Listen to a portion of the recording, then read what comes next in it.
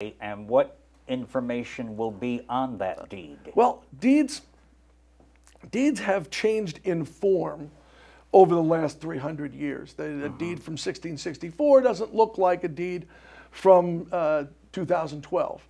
However, they all contain the same basic information. Right. The seller, the buyer, how much they paid for it, description of the property, various warranties, restrictions, easements, a signature, an acknowledgement, and the most important thing, and you'll see in this deed here, is that there is a recital. And the recital is probably the most important thing for the genealogical or historical researcher, because what that tells you is that tells you the next deed back. I see. And once you get that deed, then you go to the next deed, and then there's another recital in that deed, and you get the next deed back.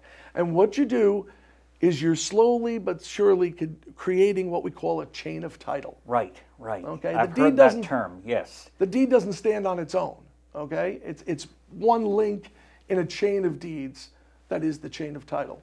And that's what's important to find. And this will give you names of previous owners? Exactly. And you say, well, what do I care about those people? I'm only interested in my family. Well, a lot of these conveyances are interfamilial conveyances, especially as the further back we go Father into the colonial. Son, exactly. Father, I see. Exactly. And most specifically, because back in the colonial period, when we were in an agricultural economy, these sons worked hard on this property in the hopes that someday they would get a piece of it to farm for themselves. Right, right. So you can see right away how the genealogist is going to get a lot of information from this.